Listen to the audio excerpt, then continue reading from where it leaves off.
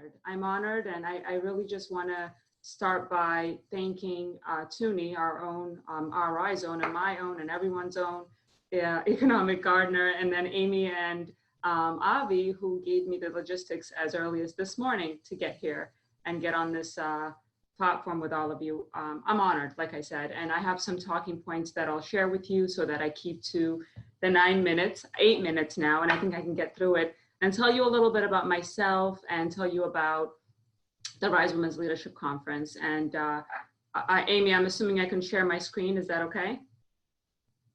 Great. Let me find myself here.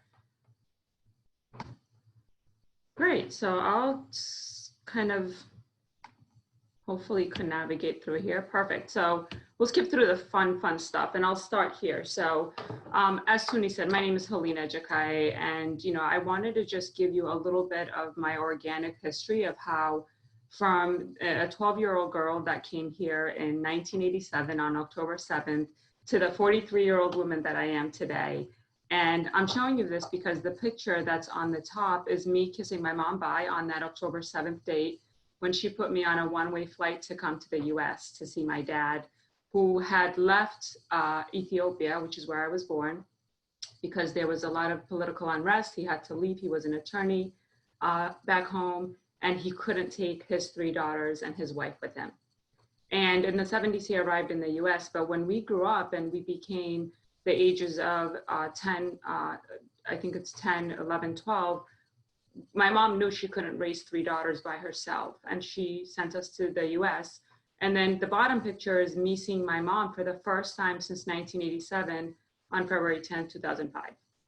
Some perspective on the sacrifice of a mom to get her daughters to the US to look for a better life, specifically education, and be a girl with a voice. And so I went on my journey, and the last thing my mom said to me was actually very, very relevant and always comes to the front of mind now is, study hard, achieve what you can achieve. But one thing I want you to remember is don't forget to give back. She said that several times. She said it to me and my 2 sisters. So, I show here a couple of the things that, my father had been an educator, is an educator, and has always put education as a primary focus. So I just really focused on that journey of finishing high school and my associate's degree simultaneously. He gave me 2 years to finish high school and my associate's degree. So I didn't get to do the fun prom and things as I just did the freshman and sophomore year of high school. And then I immediately went to UMass Dartmouth, and there I majored in English, literature and communication with a poli-science minor and African-American studies, and really loved being there. But after I finished my undergrad, I really didn't know what I wanted to do. I had planned to go to law school, but I decided then to just kind of pause and talk about, think about community service and what I wanted my career to be. I went to New York and lived there for about 8-9 years. And when I came back, I went to Northeastern University and decided to do my MBA in marketing, international marketing management. But for the 15 years after undergrad, I explored and gave my career to retail. So for 15 years, I was in retail. Then I started thinking about, oh my God, what's my purpose? I was sitting on several boards, giving back to young girls. Specifically, I was a 12-year-old that wandered around the streets of Cambridge, Massachusetts, where my dad was at work most of the time. And my sisters and I were, latchkey kids, where we went to school, came home, studied. And my dad would always say, primarily you focus on school. So I had to really think about what's my passion, what are my strengths, and what does the world need from me? Because like I said, I had been given so many things growing up from women specifically, because my mom was always not here. And I wanted to give back. So I started thinking about that, and it brought me to actually think about the R.I.S.E Women's Leadership Conference and how that kind of became about. And once I realized that I definitely want to focus on finding a way to give back beyond being on boards, beyond, doing community service, is I started thinking about it. And this is my husband and my crazy kids. And I asked them to take a leap of faith with me. When I finished my MBA in 2017, my husband and I sat together, and I always believe that you need a team to make anything come to life.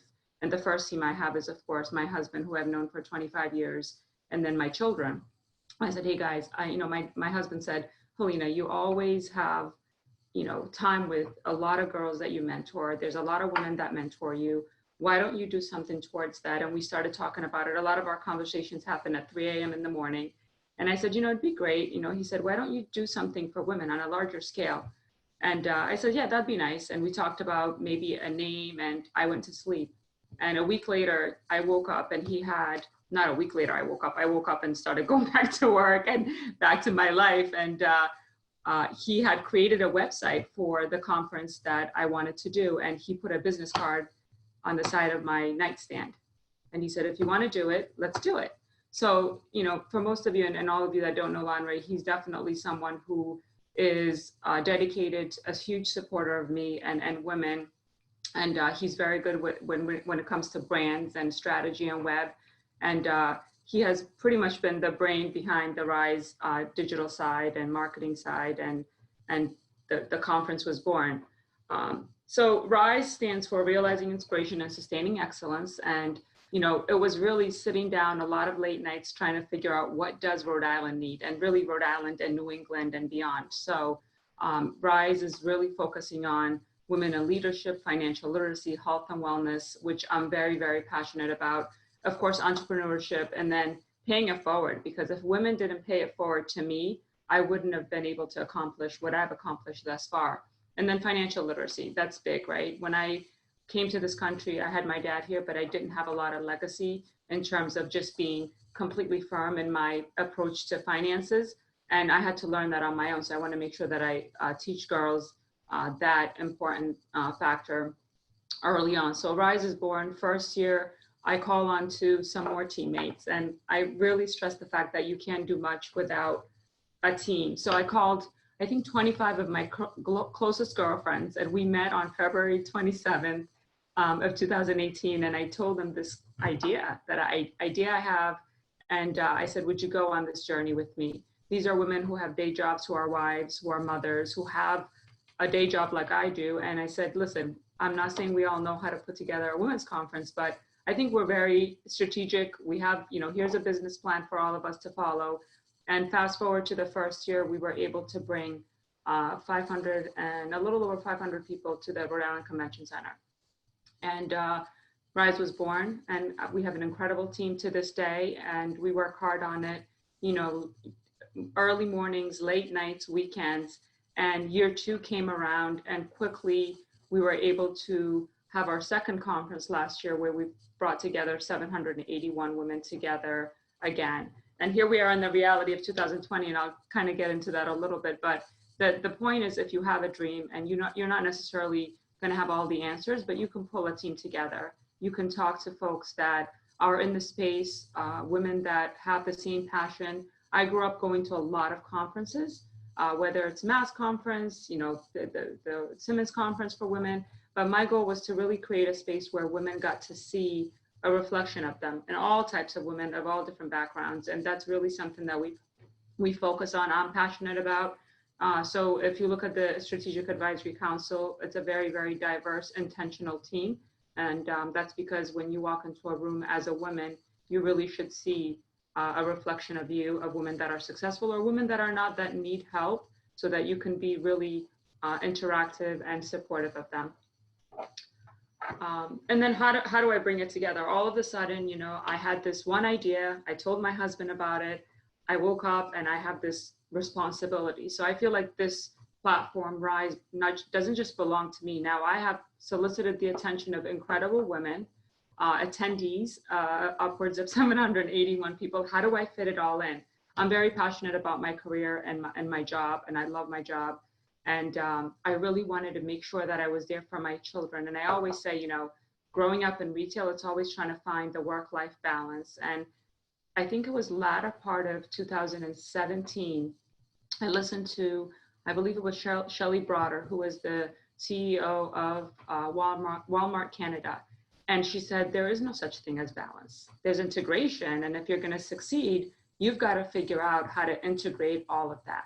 And so I sat down and I really needed to figure out how to do R.I.S.E and still have my career, my children, be connected to the community. I sit on boards that I'm super passionate about, so I need to allocate time for all of that. So really thinking about if you want to do something, and the point of all of this is that you're not going to have the answers. I said that already, but it's not going to be easy. There are some days I finish my day job and I go home and I need to do work for R.I.S E. And it's important to really understand that it's a sacrifice, but it's definitely something that is doable if you allocate your time correctly. So I found that sweet spot. I think right now I'm in a place where I can really get through the day and make sure that I'm providing this platform. I'm continuing to give, mentor women, and also be mentored. So it's a really two-way street. So, you know, bringing it all together is making sure that your work doesn't sacrifice anything. My job is important. Your life is definitely something that requires you to be a lot, especially as women. You know, I have an 11-year-old and a 14-year-old. And let me tell you, they are demanding in the right ways. And so they keep me true to my time. And then my husband, who's also very, very career driven, we have to make appointments to sit down and talk about R.I.S E. And I can't tell you the last time I sat down and watched my favorite TV show. And I'm happy about that. I'm passionate about that, and it's okay. But you really have to integrate everything and be organized. And then be the change that you want to be in this world. I certainly don't have all of the answers. And, you know, I'm so humbled that Tuni and the team is, you know, as entrepreneurs in this room, as people who certainly go out of their way to be the change. I know that there's a lot of initiatives that are extremely amazing that are for women, but there needs to be more of us. There needs to be more of us that put themselves out there to be the change that you want to see in this world. And so I encourage everyone, although I didn't wake up and I didn't come to the United States, you know, not knowing the English language or the culture and not knowing anything, and thinking that at 43 years old today, I would be doing a women's conference. Didn't know that. I feel like my family chose me, my friends chose me, the community chose me, and I feel so, so grateful. And that, you know, I will do this work. And we're back this year doing a virtual conference on October 20th. And we're excited about it. And once again, this belongs to the community now. So my goal is to make sure I nurture it and I continue to pull forward and be one of the many things that go on in Rhode Island and beyond that bring women together and that empower women and young girls specifically.